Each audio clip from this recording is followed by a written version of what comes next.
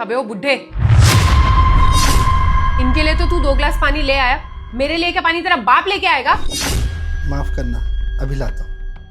1 minute uncle, आप तो धीरज के पापा हो ना? ऐश्वर्या, ये तुम्हारे ससुर है, तुम इनसे काम करा रही हो? अरे भाई तू पागल हो गया है क्या? अगर ये धीरज के पापा होते तो क्या ये इस तरीके से बात करती इनसे? नहीं ना, ये जर का नौकर है और कुछ नहीं। नहीं रोशन, बंटी सही बोल रहा है, ये धीरज के पापा ही हैं। और हाँ, ये भी बात सही है कि ये मेरा नौकर है। यार तुझे तो शर्म आनी चाहिए, इतने बूढ़े हैं, इस उम्र में तुझे इनकी सेवा करनी चाहिए और तू है कि इनसे घर के काम करवा रही है। अरे और बुढ़ा करेगा भी क्या? यहाँ बैठ के फ्री की रोटियां तोड़ेगा क्या? अरे यार, एक बार सोच तो सही, क्यों अपना हंसता खेलता परिवार बर्बाद कर रही है? अगर तेरे हस्बैंड को पता चल गया तो क्या होगा? अच्छा, तो ये धीरज को सच बताएगा? इसकी इतनी हिम्मत नहीं है, और इसने अगर धीरज को बता भी दिया ना तो मुझे कोई फर्क नहीं पड़ने वाला, क्योंकि धीरज ना मेरे इशारों पे नाचता है। जैसा मैं बोलूंगी ना वो वैसा ही करेगा। अच्छा, तू ऐसे रखती है मेरे पापा का ध्यान और मुझे बोलती है कि मैं अपने पापा की तरह रखती हूँ आपके पापा को। बेटा एक बात बताऊं, मैं तो उस समय को कोस रहा हूँ जब मैंने इसे अपने बेटे के लिए पसंद किया था। मेरी तो बुद्धि ही मारी गई थी। बेटा, औरत तो वो होती है जो परिवार को जोड़ के रखती है, लेकिन ये तो ना तोड़ने पे उतारू हुई है। अच्छा, मेहमानों को देखा नहीं कि तेरी जबान कैंची की तरह चलने लगी। मुझसे पंगा मत ले, तुझे अच्छे से पता है कि मुझसे पंगा लेने का अंजाम क्या हो सकता है। अगर चैन की 2 रोटी खाना चाहता है ना तो चुपचाप जैसा बोल रही हो वैसा करता जा। अब जा, निकल यहाँ से। और सुन, ये टेबल साफ करके जा।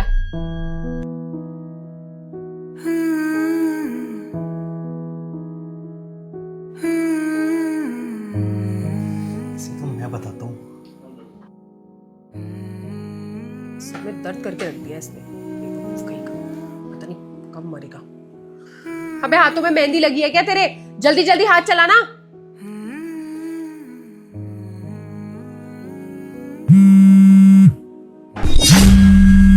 धीरज का फोन। सुन बुड्ढे, तेरे बेटे का फोन आ रहा है, चुप रहियो। अगर जरा भी चूं चां करने की कोशिश की ना, छोड़ूंगी नहीं तुझे। हेलो। वो आज ऑफिस में ना बहुत ज़्यादा काम है तो शायद रात में ही रुकना पड़ेगा मुझे। मैं सुबह आऊँगा। अच्छा, तो आज आप लेट आओगे? हाँ, और तुम एक काम करना, अपने लिए और पापा के लिए खाना बना लेना और पापा को याद से दवाई दे देना। अरे नहीं नहीं, आप पापा जी की बिल्कुल टेंशन मत लो, उन्हें तो मैं दवाई देके सुला दूंगी। ठीक है।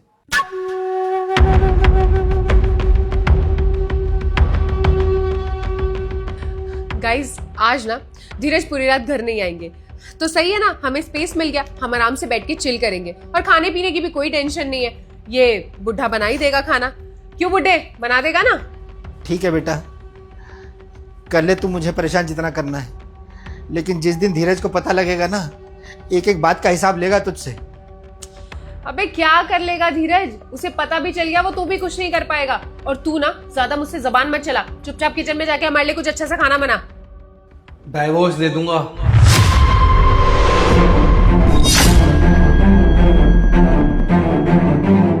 धीरज, तुम यहाँ पर? तुम तो सुबह आने वाले थे ना, तुमने कहा था तुम रात भर घर नहीं आओगे। हाँ, मैं यहाँ पर, और अच्छा हुआ तुम्हें बिना बताए यहाँ पे आ गया मैं। और अगर मैं तुम्हें बता के आता ना तो आज मुझे तुम्हारी असलियत नहीं पता चलती कि तुम मेरे पापा के साथ क्या क्या अत्याचार कर रही हो। और पापा, आप इतना सब कुछ सह रहे थे आप इतने दिन से, और आपने मुझे बताया क्यों नहीं? बेटा, मैं डर गया था। इसने ना धमकी दी थी कि अगर मैंने तेरे को कुछ भी बताया है ना तो ये पुलिस में कंप्लेंट कर देगी। बस बेटा, इसीलिए मैंने तुझे नहीं बताया। मैं नहीं चाहता था कि मेरी वजह से तेरा परिवार टूटे, बस इसलिए सब कुछ सहता रहा मैं। नहीं धीरज, ऐसी कोई बात नहीं है। और पापा जी ना तुमसे झूठ बोल रहे हैं। ये तो हमेशा से ही चाहते हैं कि हम अलग हो जाएं। ये हमें साथ देखना ही नहीं चाहते, ये झूठ बोल रहे हैं।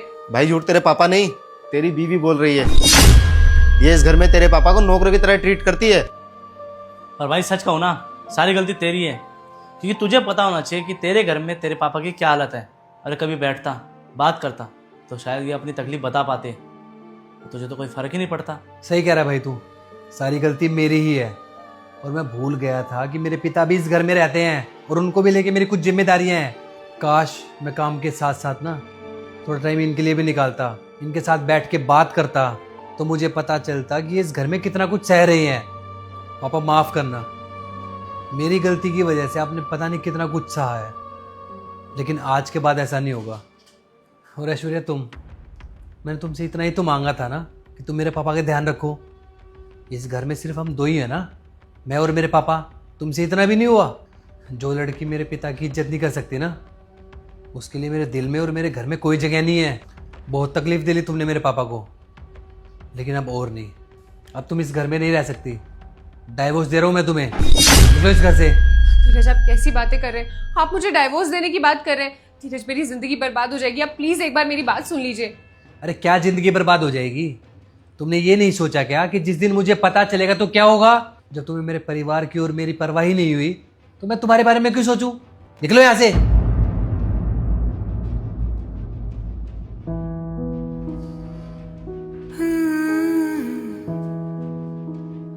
सॉरी पापा, आज के बाद आपको ऐसी तकलीफ नहीं होगी। कोई बात नहीं बेटा, कोई बात नहीं।